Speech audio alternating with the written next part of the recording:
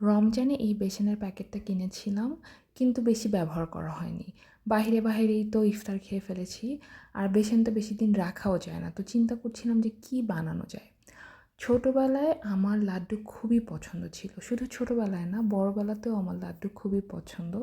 তো আজকে ভাবলাম যে লাড্ডু অভিযানে নামা যাক। যেহেতু বন্ধের দিন সময় আছে, তো নেমে পড়লাম। আমি ১ কাপের মতো বেসন নিয়েছি। তারপরে একটা ঘন ব্যাটার তৈরি করার জন্য যতটুকু পানি লাগে ওই অনুযায়ী দিয়েছি। পরে অল্প তেলে এরকম ছোটো ছোটো প্যানকেকের মতো ভেজে নিচ্ছি। পরবর্তীতে আমি এই প্যানকেকগুলো খেয়ে দেখি যে এটা খেতেও মজা লাগে। তারপর চিন্তা করলাম, আচ্ছা ঠিক আছে, আরেকদিন এরকম প্যানকেক বানিয়ে দেখবো। একদিন মিষ্টি দিয়ে, একদিন ঝাল দিয়ে। তো ঠিক আছে, একটা রেসিপি পাওয়া যাবে। আর অনেকে আছে যে হচ্ছে মিষ্টিতে একটু লবণ খায়, অনেকে আছে চাতেও একটু লবণ খায়, কিন্তু আমি আসলে মিষ্টি জিনিসে লবণ পছন্দ করি না। তো আমি এই ব্যাটারে কোনো লবণ দিইনি। এরকম ছোটো ছোটো করে প্যানকেকের মতো বানিয়ে নিয়ে পরে আমি হাত দিয়ে ছোটো ছোটো করে ছিঁড়ে নিয়েছি। আমার আবার ব্লেন্ডার জার নাই, আছেই হ্যান্ড ব্লেন্ডার।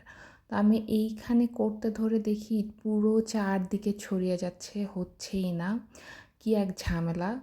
পরে গেলাম কফি মগটা নিয়ে আসতে। পরে কফি মগে দিলাম, কিন্তু এখানেও ছড়ায় যাচ্ছিলো, কারণ আমি আসলে একটু বেশি করে দিয়েছিলাম। আমার আরও কম করে দেওয়া উচিত ছিল। তো প্রথমবার এরকম হয়ে পরবর্তীতে আমি হচ্ছে কমাই নিয়েছিলাম, কিন্তু প্রথমবার অনেকগুলো হয়ে গেছে। এর জন্য মানে ভালো ব্লেন্ড হচ্ছিল না, দেখা যাচ্ছিলো গোটা গোটাই থেকে যাচ্ছে। পুরা রান্নাঘর আমি শেষ করে দিছি।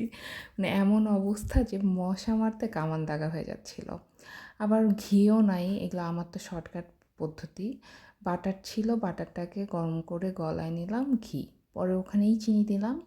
চিনি আমি আমার পছন্দ মতো দিয়েছি। আমার মিষ্টি পছন্দ, কিন্তু অতিরিক্ত মিষ্টিতে পছন্দ না। তো আমি অল্প করেই চিনি দিয়েছি। কোনো মাপ-টাপ ছিল না, এবং এখানে পানি দিয়ে চিনিটাকে গলায় নিচ্ছিলাম। তো ঘিটা সবার শেষে দিতে হয় নরমালি, কিন্তু আমি যেহেতু এই পাত্রেই বাটারটা গলায় নিছি, তাই এখানে শিরার সাথেই ঘিটা দিয়ে নিছি। পরে এখানে একটু দারুচিনি দিয়ে দিলাম।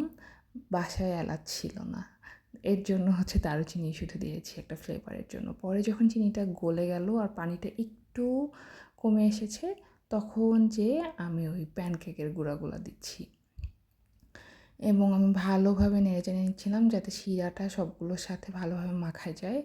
আর আমার মনে হচ্ছিল যে আসলে কেমন হবে, কারণ ব্লেন্ডটা খুব স্মুথ হয় নাই। আর তারপরে এখন আল্লাহ ভরসা। পরে আমি মশলাগুলোকে এক সাইডে রেখে গরম গরম অবস্থায় এখন লাড্ডু বানাচ্ছি। আমি আগে ভাবতাম এই যে আম্মুরা কীভাবে গরম জিনিস হাত দিয়ে ধরে, একটা গরম কড়াই হাত দিয়ে নামাচ্ছে, অনেক সময় রুটি হাত দিয়ে, মানে গরম রুটি তাওয়ার মাঝখানে হাত দিয়ে তুলে নিচ্ছে। তো আমি খুব অবাক হয়ে যেতাম। এখন দেখি আসলে আমিও শিখে যাচ্ছি আস্তে আস্তে।